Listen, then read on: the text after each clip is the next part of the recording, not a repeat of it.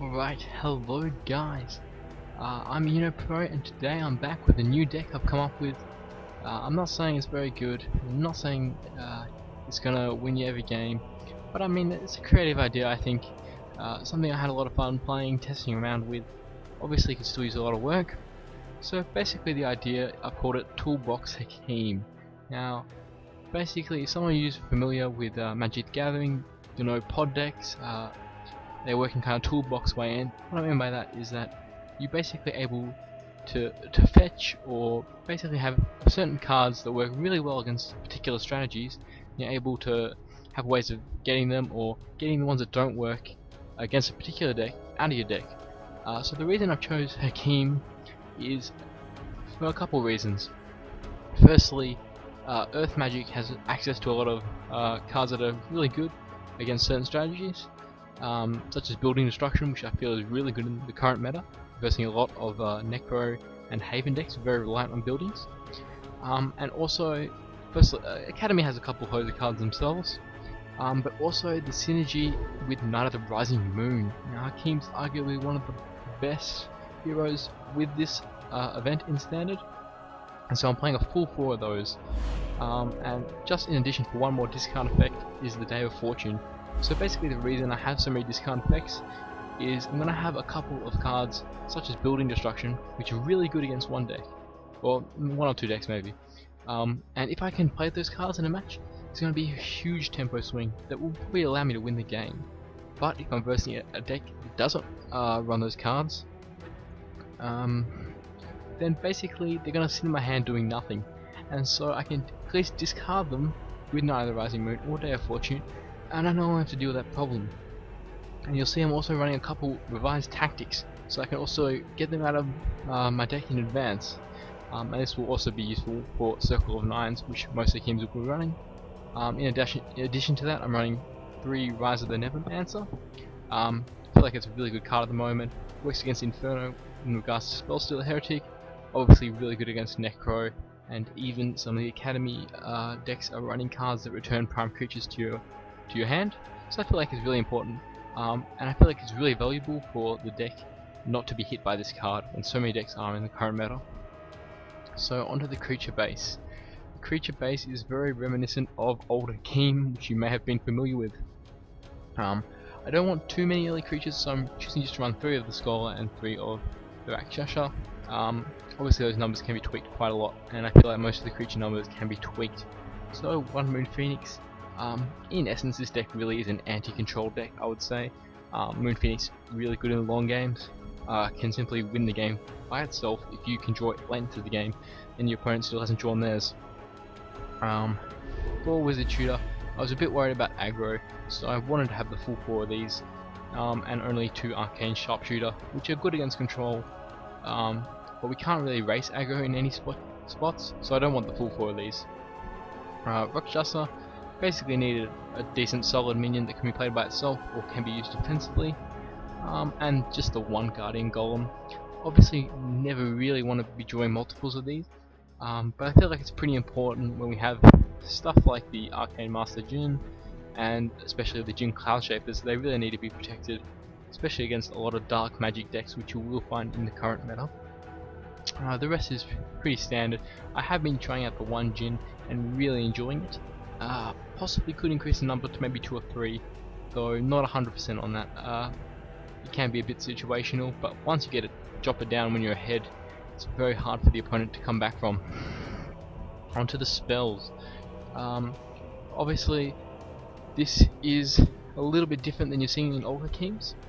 Just the 1 Enthrall. This is mainly a medical actually, because I feel like most of the decks nowadays are running more smallish creatures, 3-4 drops, and the best thing you're going to be stealing a lot of the time is just a Juggernaut against some decks.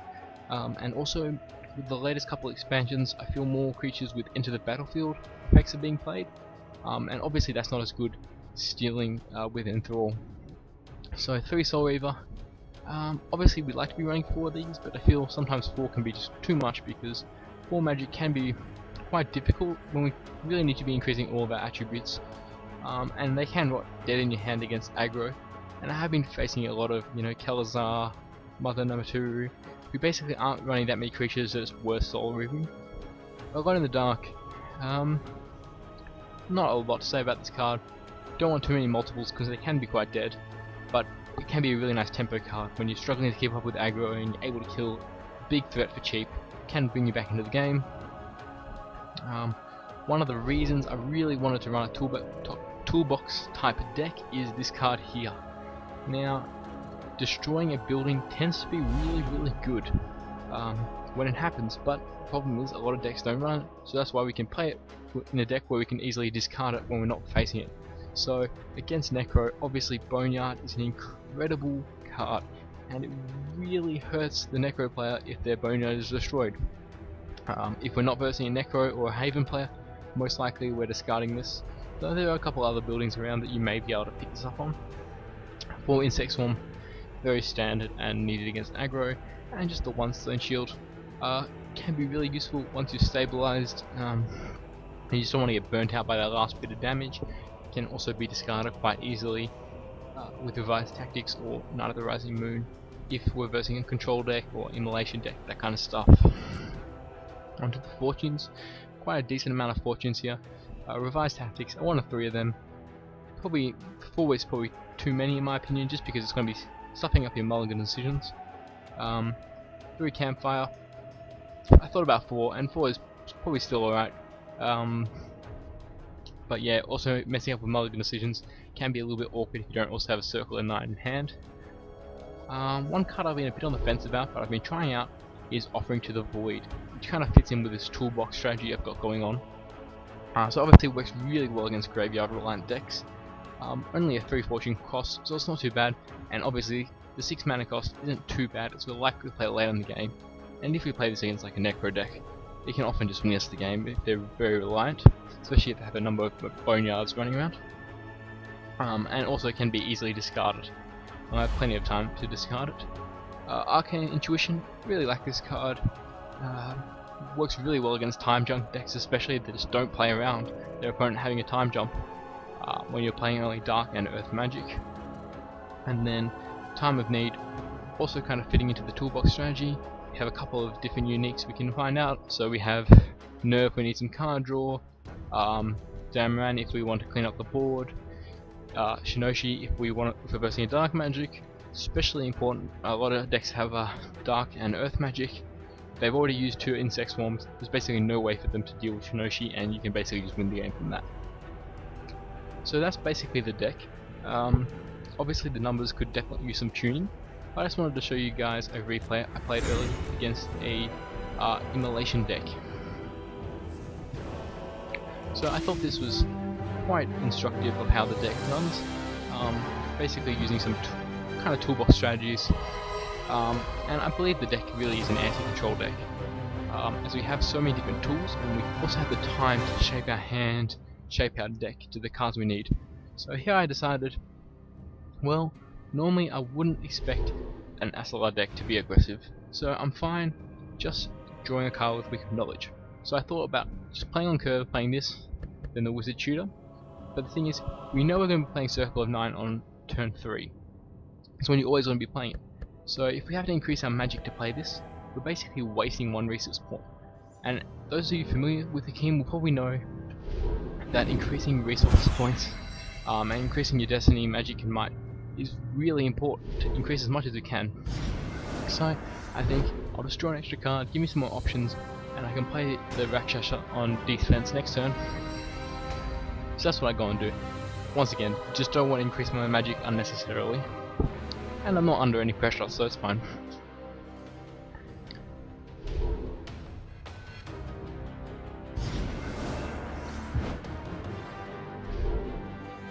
Increasing our might here, obviously, to increase our options. Though we definitely want to be increasing our destiny next turn. So we can see my opponents on an immolation deck with this new card, Ice Curse. Works similar to an immolation, probably just a bit worse. But I mean, sometimes you want more than 4 immolations, seeing as that is the center of the deck.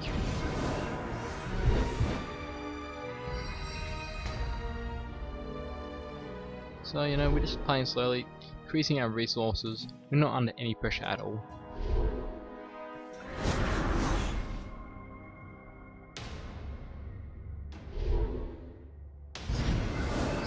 This game does turn into a very grindy game, which I'm fine with because Hakeem, if left alone, has the power to draw a ton of cards with Night of the Rising Moon, and obviously with this toolbox style deck I'm going for, we have heaps of deck selection.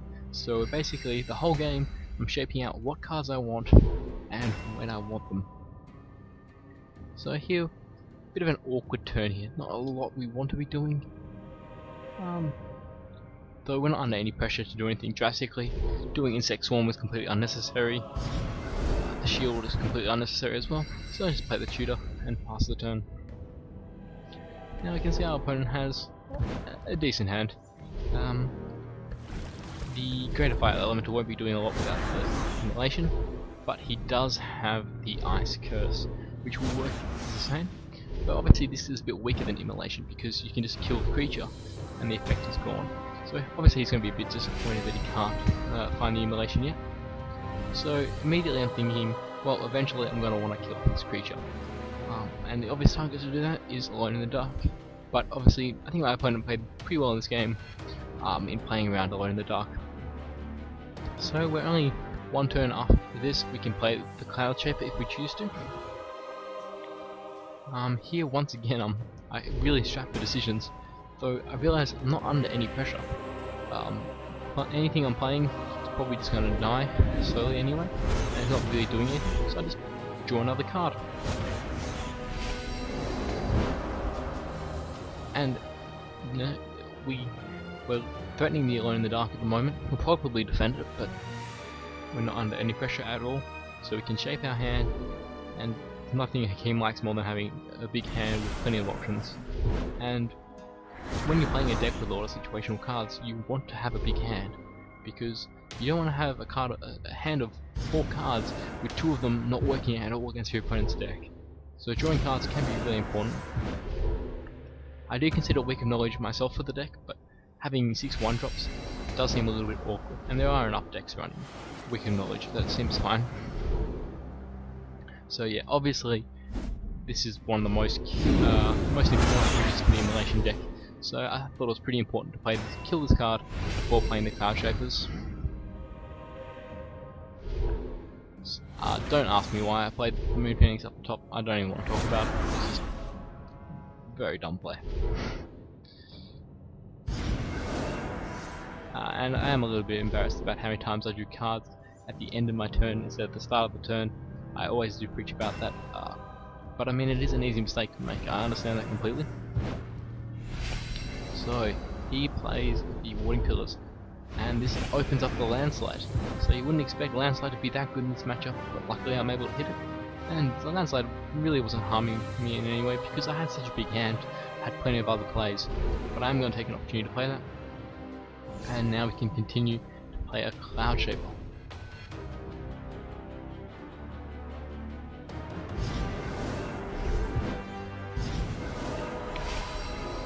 And I just want to talk a little bit about why I have 3 Cloud Shapers.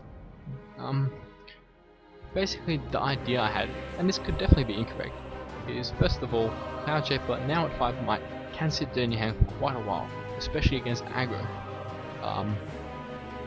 And so I only wanted 3 just because I don't want to clog my hand up with it.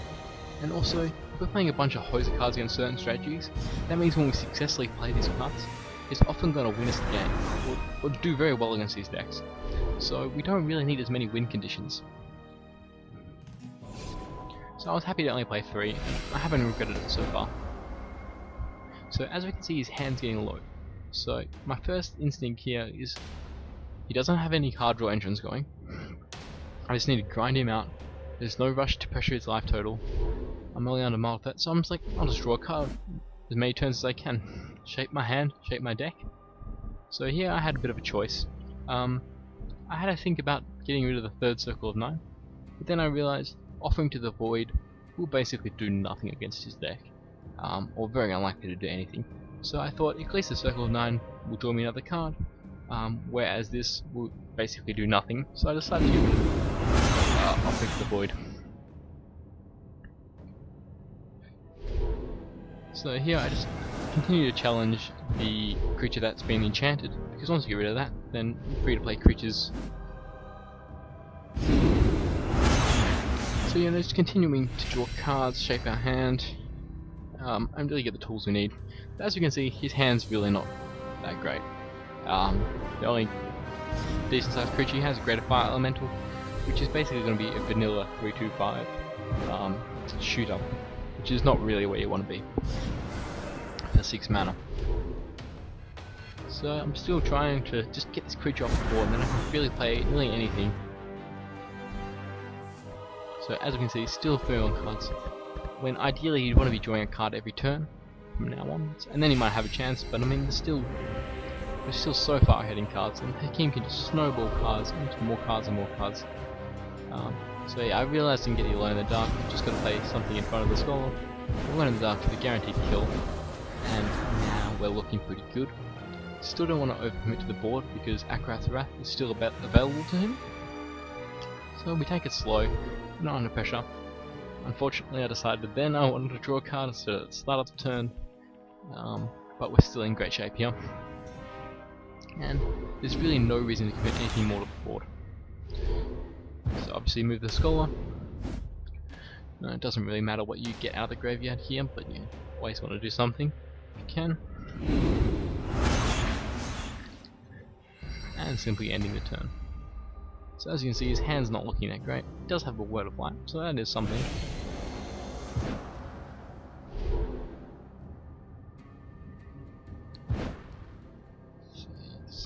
Feels like everybody needs, you know, focus a little bit more on drawing cards earlier on. Could change the way you play.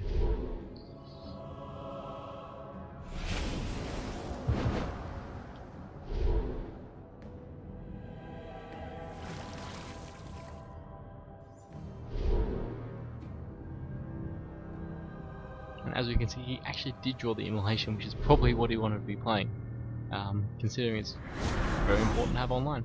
So now I'm starting to be a little bit concerned about my health total, but with only 2 cards in hand, I can pretty easily choose when I want to stop taking damage. So I get Jin, very happy to get the Jin.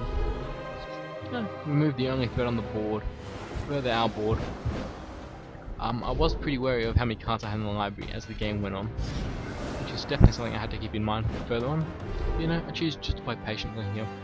There's really no rush for me to do anything, as he's running out of cards. No Immolation on the board currently, so I'm thinking I'm pretty good here. I am happy to play another Scholar, just because now I'm not as afraid of Wrath, and I have so many cards in hand. So these are normally pretty protected against an Immolation deck anyway. So he does get the Immolation online on this turn. Please. Yes.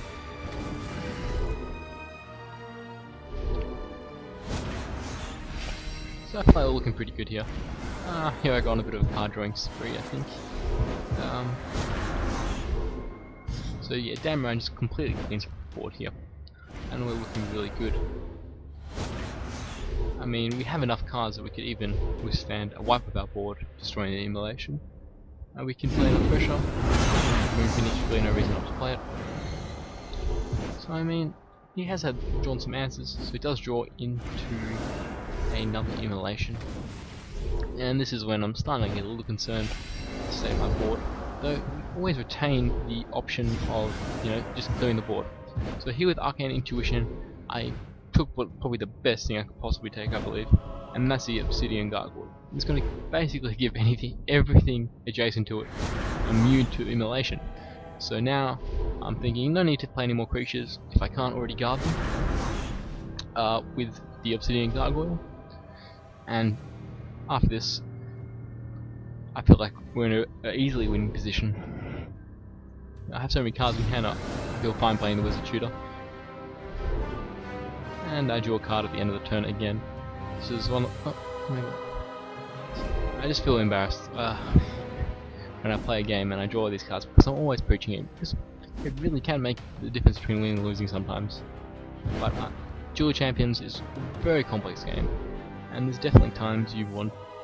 It's so easy to make a mistake in Duel Champions, honestly. So here I see maybe I'm a little bit worried about the size of my yard, as that's probably the only way you can win, is milling me out now. So for now I'm going to be a little bit more hesitant drawing cards. Okay, so he does draw an Akos Wrath, and that will threaten to clear all of my board. Well, pretty much, apart from the most important thing. So he gets back on the board, choosing not to play Pigeon. So here I decide, no need to get fancy, just play Sunosi. And once again, I really don't want to talk about why I played this up here, when I could easily just protect it. Definitely some errors I've made in this gameplay. But I mean, I've really been enjoying playing the deck. Just a lot of fun, so many different options I have, and really different lines of play. So yeah, I realised my mistake, move it up to protect it. And the Moon Phoenix, and I'm automatically thinking time and need to get nerfed. Though I do have to worry about my library now. Down to only 6 cards. Thankfully with Dual Champions, Million Graveyards and an instant loss. But yeah, I know there's still a couple Void Rays left in my opponent's deck, so I do have to be worried about dying that way. And I decide, well, a kill spell will win me the game here, so I'm really destroying another card. But I honestly should have paid a bit more attention to how many Soul Reavers I'd played.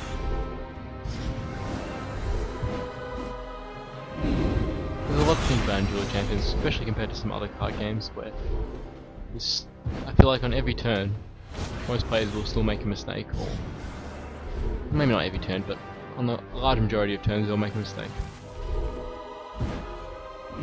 Even something as small as drawing a card last. So here, basically worry about not dying. And he makes a bit of a mistake here. He basically allows me to not take any damage from the Void Ray because he gave a Magic Guard, so I wouldn't die to the Immolation.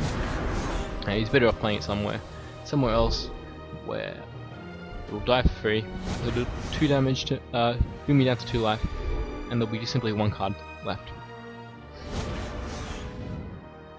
So yeah, I know I need to kill him soon, so I'm just applying a bit more pressure with the card shaper. Obviously not going to be drawing any more cards. And now we're basically we're not afraid of dying because of the Void Ray, we're just afraid of getting stalled out.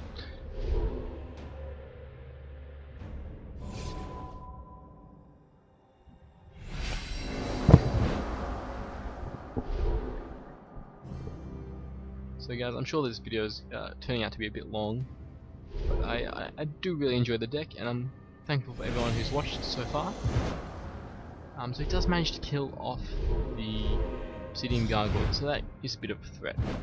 That means my creatures can die, but if I can't manage to stick the threat, then I'm in real potential of losing this game. And here we can see my mistake of not playing it with Magic Guard, paying off again. But then I just end up having lethal damage, finishing for the attack for the win. So guys, that was the deck. Still in very, very basic form at the moment, but I believe there is some kind of potential, especially in a meta field with a lot of control. I tend to burst a lot of Necro decks, Kelazar, even some Academy every now and then, where I feel like we can really shape our deck, shape our hand, and draw a ton of cards, basically get the answers we need. And that is really the essence of it. If you're versing a lot of aggro, maybe this deck isn't the best in your current meta. But I feel like in a lot of card games, higher up you get, control tends to be a bit more favoured.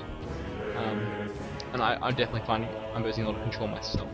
So guys, I do encourage you to mess around with the deck, mess around with your own decks, see what kind of cards you're versing. Is there any particular spot for some building removal, some ongoing spell or fortune removal in what you're versing? And it's definitely a good idea to start off with a base idea for a deck and tweak it to your own needs. So guys, any feedback on the deck would be greatly appreciated. Anyone has any questions about the deck, please feel free to comment below. If you have any more ideas for future videos, please leave them in the comment section. Thanks a lot guys.